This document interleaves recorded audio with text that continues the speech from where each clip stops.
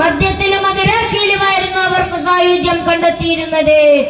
മനുഷ്യത്വത്തിന്റെ വലപാടും പോലും വായിക്കാത്ത അസംസ്കാര ശൂന്യരായ ജനഭാഗത്തേക്കായിരുന്നു തങ്ങൾ സന്മാർഗത്തിന്റെ കടന്നു ചെന്നിരുന്നത്. അപ്പോൾ അവർ വർദ്ധിച്ചവസരാക്കുകയും വിമർശനത്തിന്റെ കൂരപ്പുകൾ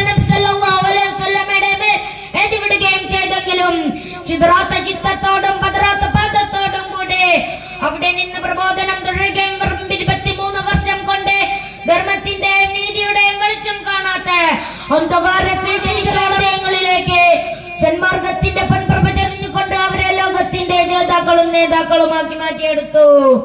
ഇതാ ലോക ചരിത്രത്തിൽ തുല്യതയില്ലാത്ത പരിവർത്തനമാണ്. തന്നെ ലോകത്തെ ചരിത്രകാരന്മാരും എഴുത്തുകാരന്മാരുമല്ല അവരുടെ നാവിൻ തുമ്പിലൂടെയും തൂലിക തൂപ്പിലൂടെയും പ്രവാചകരെ പ്രശംസിക്കുന്നത്. സ്വരാജ്യ സ്നേഹം ഈമാനിന്റെ ഭാഗമാണെന്ന് പഠിപ്പിച്ച പ്രവാചക സന്ദേശം ഇന്നത്തെ വർത്തമാന കാലഘട്ടത്തിൽ വളരെയുള്ളതാണ്. മനുഷ്യരോട് മാത്രമല്ല സഹജീവികളോട് നിങ്ങൾ കരുണ കാണിക്കണമെന്ന് നബി സല്ലല്ലാഹു അലൈഹി വസല്ലം തങ്ങൾ പഠിപ്പിച്ചിട്ടുണ്ട്.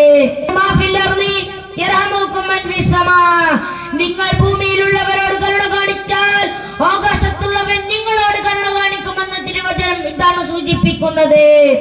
തള്ളപ്പക്ഷിയിൽ നിന്നും അതിന്റെ കുഞ്ഞുങ്ങളെ വേർതിരിച്ച് അനുജനോട് അതിനെ തിരികെ വച്ചു കരുണ കാട്ടാൻ നബി സല്ലല്ലാഹു അലൈഹി വസല്ലം കൽപ്പിച്ചത് ഇതിന്റെ സത്യമാണ്.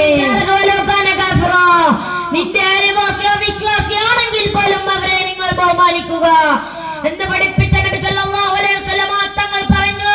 നിന്റെ അയൽവാസി പട്ടിണി കിടക്കുമ്പോൾ വയറിനിറച്ച് ഭക്ഷണം കഴിക്കുന്നവൻ നിന്റെ സമുദായത്തിൽപ്പെട്ടവനല്ല എന്നുകൂടി വിശ്വാസികളെ പഠിപ്പിച്ചിട്ടുണ്ട്.